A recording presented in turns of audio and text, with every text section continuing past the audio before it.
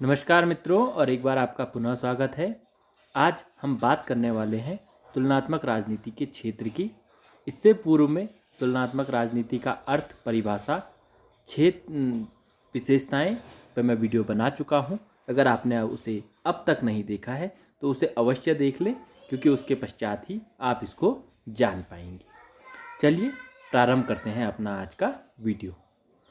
तुलनात्मक राजनीति का क्षेत्र बहुत ही विवादपूर्ण विषय रहा है। क्यों?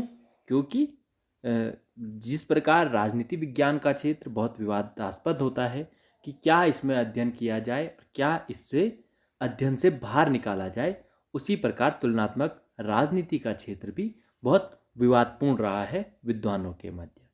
इसका जो मुख्य कारण है वह है इसके परंपरागत और आधुनिक दृष्टिकोण में मेल नहीं हो पाना।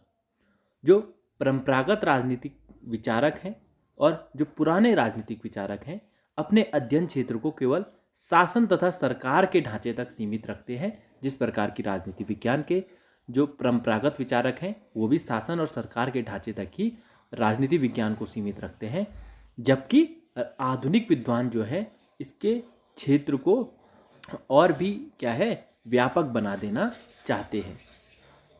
कुल मिलाकर जो तुलनात्मक राजनीति का विषय क्षेत्र है वह इस प्रकार हो जो तुलनात्मक राजनीति का विषय क्षेत्र है उसके अंतर्गत सबसे पहले हम राजनीतिक समाजीकरण का अध्ययन करते हैं।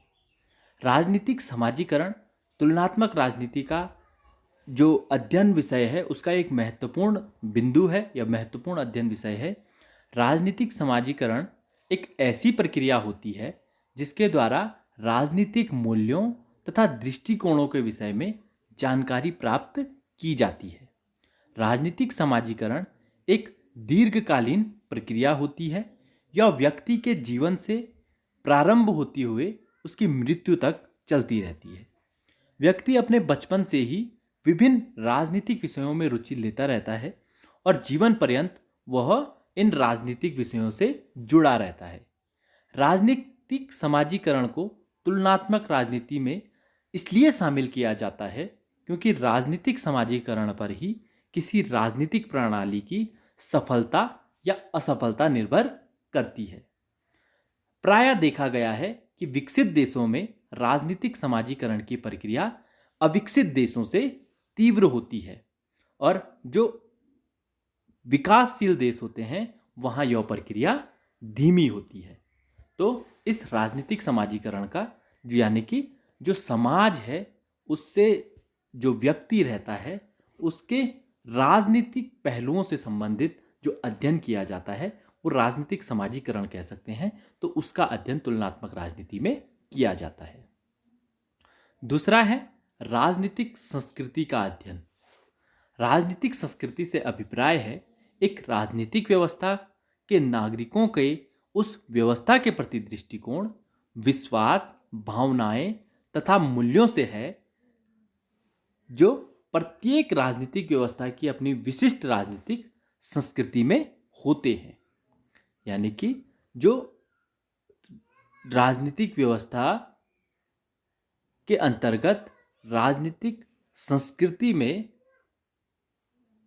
राजनीतिक व्यवस्था के अंतर्गत एक विशेष राजनीतिक संस्कृति होती है। जैसे आप देखते हैं कि भारत की जो राजनीतिक व्यवस्था है उसके भीतर हमको कई प्रकार की राजनीतिक संस्कृतियां भी देखने को मिलती है। विभिन्न विभिन्न संस्कृति के लोग हमको देखने को मिलते हैं, और राजनीतिक संस्कृति ही यह स्पष्ट करती है कि लोग राजनीतिक व्यवस्था को कितना महत्व देते हैं। वास्तव में किसी राजनीतिक व्यवस्था की सफलता या असफलता राजनीतिक संस्कृति पर ही निर्भर करती है, और इसी कारण तुलनात्मक राजनीतिक अध्ययनों में राजनीतिक संस्कृति का अध्ययन भी किया जाता है। तीसरा जो बिंदु है वह है विभिन्न राज्यों का संस्थागत व्यापक विवरण। तुलनात्मक राजनीति के परंपरागत विद्वानों ने विधानमंडल, कार्यपालिका, न्यायपालिका तथा नौकरशाही को ही राजनीतिक विषय क्षेत्र माना है। यद्यपि आजकल संस्थाओं के स्थान पर कार्य पद्धति और व्यवहारिक पक्ष पर भी अधिक बल दिया जाने लगा है। तथापि राजनीतिक संरचना को बिल्कुल छोड़ा नहीं जा सकता है। साधारणतया यह माना जाता है कि अंतिम निर्णय लेने की संसद की शक्ति दिन प्रतिदिन क्या है, धीमे धीमे कम होती जा रही है और यह शक्ति कार्यपालिका के हाथों में आ गई है। यानी कि संसद जो व्यवस्थापिका है उसकी शक्ति कम होती जा रही है और जो कार्यपालिका मंत्रिपरिषद होती है अब वो कहीं ना कहीं निर्णय लेने की शक्ति अधिक उसके पास आ रही है। इस सरकार के निष्कर्षों पर पहुंचने के लिए यह आवश्यक है कि हम अधिक से अधिक देशों की कार्यपालिका और विधानमंडलों का तुलनात्मक अध्ययन करें। चौथा जो विषय क्षेत्र है वो है राजनीतिक विशिष्टजन, राजनीतिक हिंसा और राजनीतिक भ्रष्टाचार का अध्ययन। तुलनात्मक राजनीति के विद्वान इस बात का भी अध्ययन करते हैं कि वे व्यक्ति को राज सत्ता का जो व्यक्ति राज सत्ता का प्रयोग करते हैं समाज के किन वर्गों से संबंधित है और उनकी सत्ता का आधार क्या है। प्रत्येक राज्य में शासन की शक्ति कुछ विशिष्ट लोगों का या एक विशिष्ट वर्ग के हाथों में होती है। आप देखते होंगे भारत में भी कि जो राजनीतिक शक्ति है वो कुछ विशिष्ट लोगों के हाथ में है, चाहे वो पहले आप जानते हैं कि भारतीय राष्ट्रीय कांग्रेस के पास रही हो या अभी भारतीय जनता पार्टी या एनडीए के पास हो, पर एक विशिष्ट लोग है। विशिष्ट लोग कहने का अर्थ है जो राजनीतिक सत्ता प्राप्त करना चाहते हैं, तो उन विशिष्ट वर्गों के पास ही क्या है, राजनीतिक सत्ता होती है। वो एक से दूसरे, दूसरे से पहले ऐसे ट्रांसफर होती रहेगी, किंतु क्या है, कोई नया व्यक्ति क्या है उस राजनीतिक सत्ता को प्राप्त करने की इच्छा नहीं रखता है। यानी कि एक विशिष्ट वर्ग होता है जो राजनीतिक सत्ता की चाह रखता है। जिन देशों में स्वस्थ दलीय प्रणाली है वहीं शासकों की भर्ती का मुख्य स्रोत राजनीतिक दल होते हैं।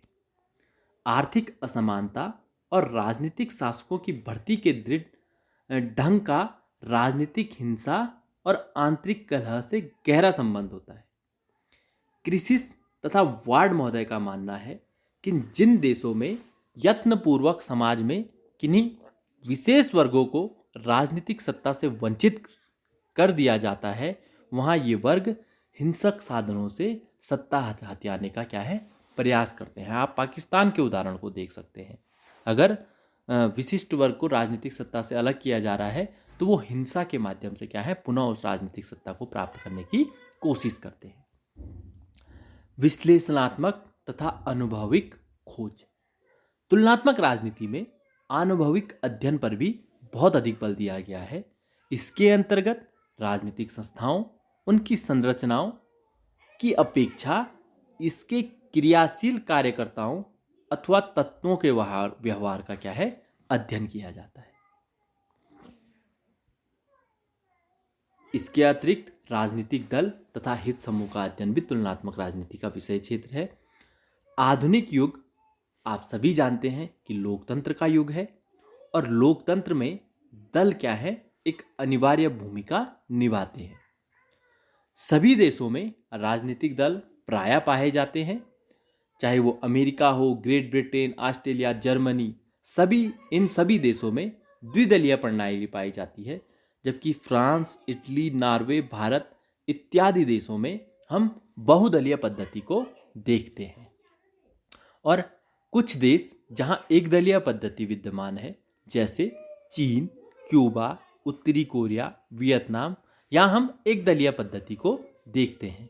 या हम कुल मिलाकर कह सकते हैं कि विश्व के प्रत्येक देश में एक दलीय हो, द्विदलीय हो या बहुदलीय हो, दल हमें देखने को अवश्य मिलते हैं। तुलनात्मक राजनीति का विद्यार्थी राजनीतिक दलों के संगठन, कार्यक्रम तथा कार्यों का अध्ययन करता है। वह राजनीतिक दल ही नहीं बल्कि हित समूह का भी अध्ययन करता है, क्योंकि ये हित समूह भी राजनीतिक सक्रियता के महत्वपूर्ण पहलू होते हैं। हित समूह, जिन्हें कि इंटरेस्ट ग्रुप्स कहा जाता है, दलों और सरकारों की नीतियों को निर्धारित करने में महत्वपूर्ण भूमिका का निर्वहन करते हैं। चाहे वो मजदूर संघ हो, रेलवे यूनियन हो, व्यापारियों के संघ हो, व्यावसायिक संघ हो ये सभी क्या है, दबाव गुटों की श्रेणी में आते हैं। अमेरिका, ब्रिटेन, फ्रांस इत्यादि लोकतंत्रीय राज्यों में दबाव समूह सरकारी निर्णयों को काफ़ी प्रभावित करते हैं और भारत में भी हम ऐसा देखते हैं। जबकि चीन इत्यादि साम्यवादी देशों में ये जो दबाव समूह होते हैं, इनका जो महत्व है वह लोकतांत्रिक देशों से कम होता है। तुलनात्मक राजनीति के क्षेत्र में राजनीतिक आधुनिकीकरण और नगरीकरण की समस्याओं का अध्ययन भी किया जाता है। तुलनात्मक राजनीति के विद्वान इन प्रश्नों पर भी विचार करते हैं कि शिक्षा के प्रसार का नागरिकों के राजनीतिक आचरण और उनकी राजनीतिक संस्थाओं पर क्या प्रभाव पड़ता है। एक ही समाज के अंतर्गत रहने वाली विभिन्न जातियों और धार्मिक निष्ठाओं में क्या परिवर्तन आ सकते हैं या आ जाते हैं। क्या आर्थिक विकास द्वारा क्यों संभव है कि एशिया और अफ्रीका के नागरिकों को अपने परिवार, कुल, गांव, कबीले, धर्म और जाति के प्रति जो निष्ठाएं हैं धीरे धीरे समाप्त हो जाएं और उसके स्थान पर उनमें राष्ट्रीयता की भावना विकसित हो सके। तो इन बिंदुओं का अध्ययन भी तुलनात्मक राजनीति में किया जाता है, यानी कि राजनीतिक आधुनिकीकरण, यानी कि कैसे कोई राज्य व्यवस्था आधुनिकता की ओर जा रही है, या फिर जब वो आधुनिकता की ओर जाती है और नगरों का विकास होता है तो उन नगरों में क्या क्या समस्याएं हैं, उनके हल पाने के लिए इन समस्याओं का अध्ययन भी तुलनात्मक राजनीति में किया जाता है।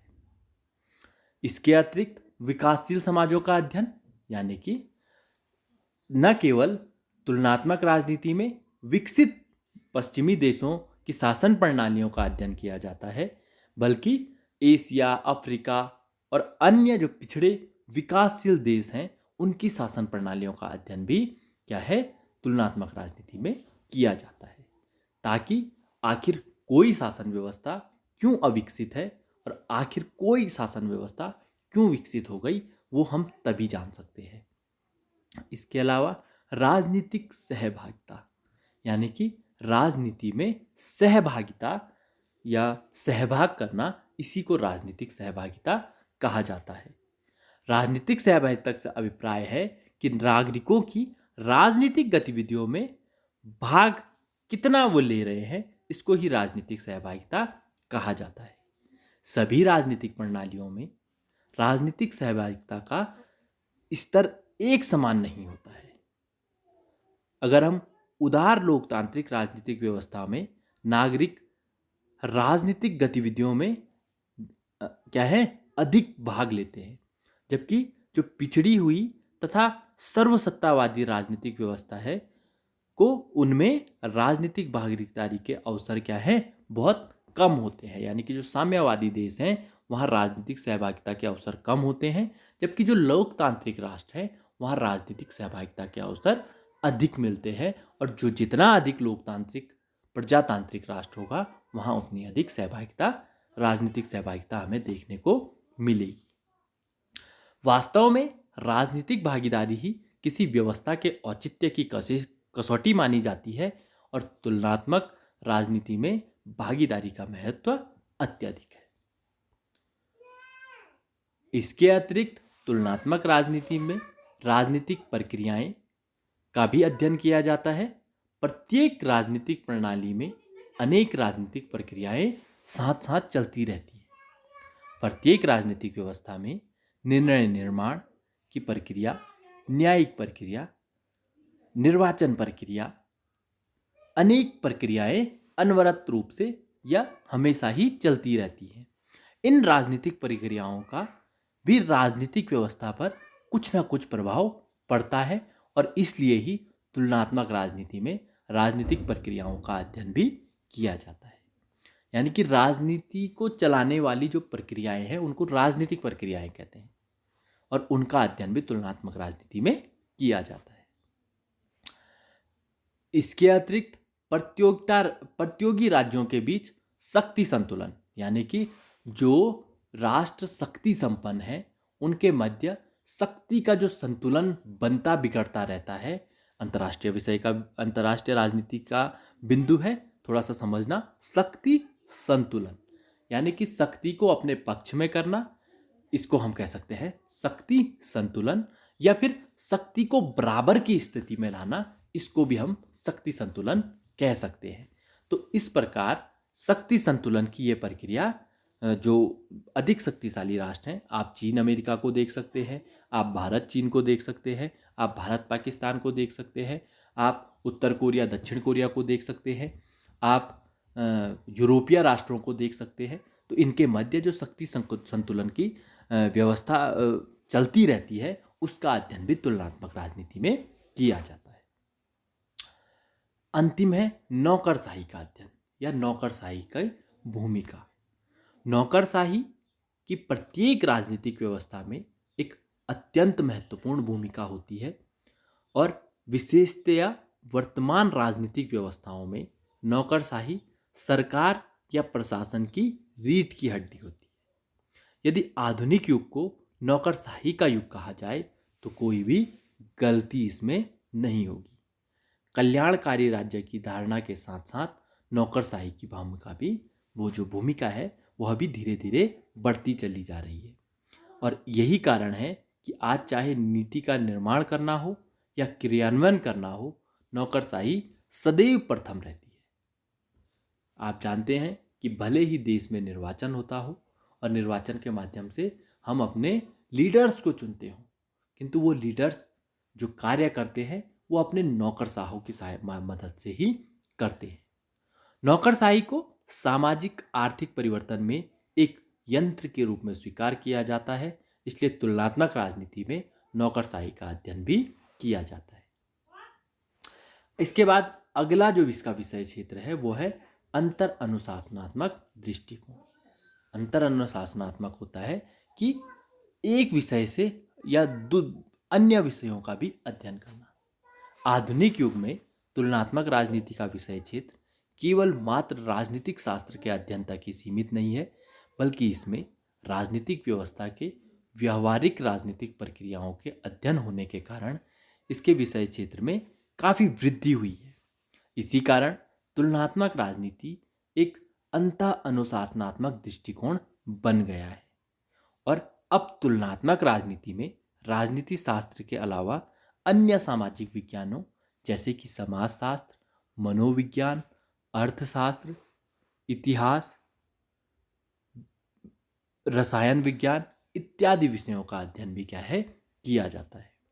आधुनिक विद्वानों की मान्यता है कि राजनीतिक व्यवस्थाओं की जटिलताओं को सामाजिक और आर्थिक संदर्भों में ही भली प्रकार से समझा जा सकता है। तो ये कुछ तुलनात्मक राजनीति के विषय क्षेत्र हैं जिनका की अध्ययन हम तुलनात्मक राजनीति में करते हैं। और एक महत्वपूर्ण बिंदु और है जो कि है मूल्य निरपेक्ष राजनीतिक सिद्धांत, यानी कि मूल्यों से निरपेक्ष राजनीतिक सिद्धांत। राजनीति का संबंध राजनीतिक व्यवस्था के आदर्शात्मक स्वरूप की अपेक्षा उसके व्यवहारिक व वास्तविक स्वरूप से अधिक है, और जिस कारण तुलनात्मक राजनीति में मूल्य सापेक्ष राजनीतिक सिद्धांतों का स्थान मूल्य निरपेक्ष राजनीतिक सिद्धांतों ने ले लिया है। इस प्रकार तुलनात्मक राजनीति का क्षेत्र बहुत कुछ स्पष्ट, सुनिश्चित और निर्धारित हो गया है। जी.के. रॉबर्ट्स का कहना है कि तुलनात्मक राजनीति कुछ भी नहीं है, यह गलत साबित हो गया है, और इसका प्रतिपक्षी दावा कि यह सब कुछ है संशोधित हो गया है। बहुत ही सटीक या बहुत डीपली जाकर जी.के. रॉबर्ट्स ने यह कथन तुलनात्मक राजनीति के संदर्भ में दिया है कि तुलनात्मक राजनीति कुछ भी नहीं है, अब गलत साबित हो गया है, और इसका प्रतिपक्षी दावा कि यह सब कुछ है संशोधित हो गया है। यानी कि आप देख रहे होंगे इसको एक ऐसे शब्दों में उन्होंने बताया है कि तुलनात्मक राजनीति अगर देखें तो कुछ भी नहीं है, और अगर अध्ययन करने लगे तो सब कुछ तुलनात्मक राजनीति के विषय क्षेत्र में आ जाता है। तुलनात्मक राजनीति का अपना स्वयं का विषय क्षेत्र अब बन गया है, परंतु इसका अभिप्राय यह नहीं है कि तुलनात्मक राजनीति एक ऐसा स्वतंत्र शास्त्र बन गया है जिसका राजनीति से कोई संबंध नहीं है। यानी कि राजनीति का विषय क्षेत्र है जो अलग है और तुलनात्मक राजनीति का विषय क्षेत्र है अलग है। तो मुझे आशा और उम्मीद है कि आज का वीडियो आपको अच्छा लगा होगा और इसने आपके ज्ञान में वृद्धि की होगी। आप चैनल पर नए आए हैं तो चैनल को सब्सक्राइब अवश्य करें। इस चैनल के माध्यम से राजनीतिक शास्त्र विषय के महत्वपूर्ण बिंदुओं पर मैं हमेशा ही वीडियो डालता रहता हूं। आप लोगों ने मुझे सुना और मुझसे जुड़े रहने के लिए आप लोगों का बहुत बहुत धन्यवाद।